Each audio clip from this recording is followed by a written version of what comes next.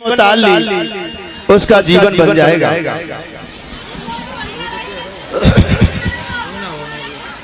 यहाँ सभी लोग हैं, ज्ञानी भी हैं, भक्त भी है, प्रेमी भी हैं। ज्ञानियों के लिए एक बात बता देता हूँ जहाँ तक मेरी आवाज जा रही है।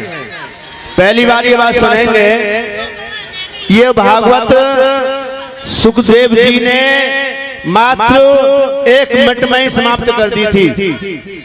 सुखदेव जी ये कथा नहीं कहना चाहते थे, ये तो परीक्षित जी के आग्रह पर ये 7 दिन के लिए कथा कही।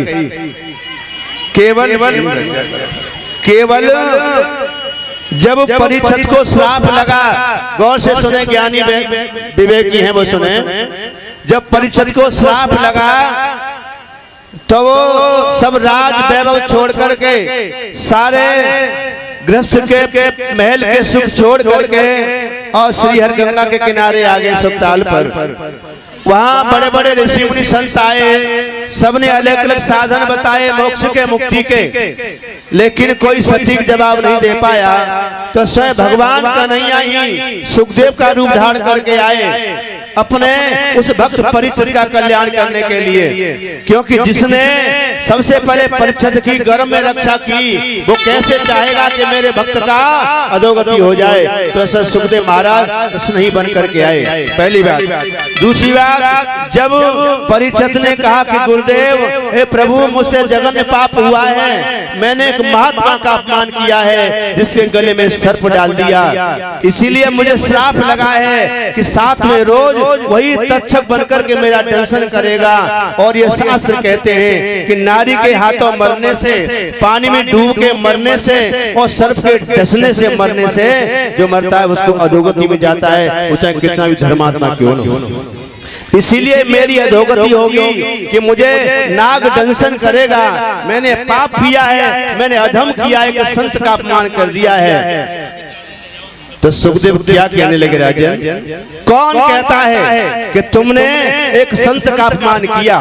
कौन कहता है कि तुमने एक संत के गले में सर्प डाला? कौन कहता है कि तुम्हें श्राप लगा? कौन कहता है तुम्हारी अधोगति होगी? कौन कहता है कि तुम्हें 7 दिन तक्षक डसेगा?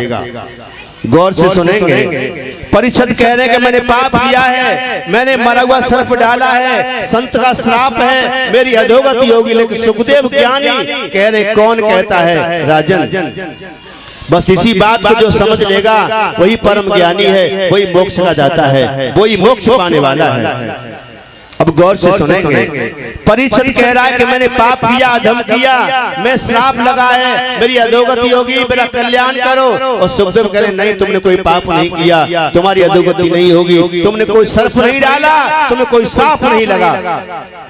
दोनों अपनी जगह सही है। सुखदेव भी ज्ञानी संत है, वो झूठ नहीं बोल सकते, गलत नहीं कह सकते, वो भी अपनी जगह सही है। और परीक्षित भी झूठ नहीं बोल रहा है, वो भी सत्य कह रहा है। अब समझने का फर्क है। 1 ही सेकंड में कथा समाप्त कर दी, तीनों ने आगे नहीं कही। तो कहा कि राजन सुनो, अभी जिसको श्राप लगा है, जिसने महात्मा का अपमान किया है, जिसने गले में सर्प डाला है, वो तुम नहीं हो। राजन, यू आर नॉट बॉडी। ध्यान देंगे, पढ़े लिखे लोग हैं। राजन, तुम अभी शरीर में हो, तो शरीर ने किसी संत का अपमान किया है और शरीर को ही श्राप लगा है, इसलिए राजन तुम शरीर नहीं हो, तुम हो आत्मा। और वास्तव हमारा यही परिचय, हमें आत्मा, हम शरीर नहीं है। जब ये बात सुखदेव के मुख से सुनी, राजा गदगद हो गया, खिल उठा। अब तक तो मैं अपने आप को शरीर समझे था, और शरीर का कभी कल्याण नहीं होता, शरीर का कभी उत्थान नहीं होता, शरीर का कभी मुक्ति नहीं होती। तो यही आवाज सुखदेव ने कराया कि राजन, तुम आत्मा हो, तुम शरीर नहीं हो, इसलिए आत्मा नैनम छिद्दम सहस्राणी नैनम दैत पावक न चैनम कृतापो न सोचती मारुत हो।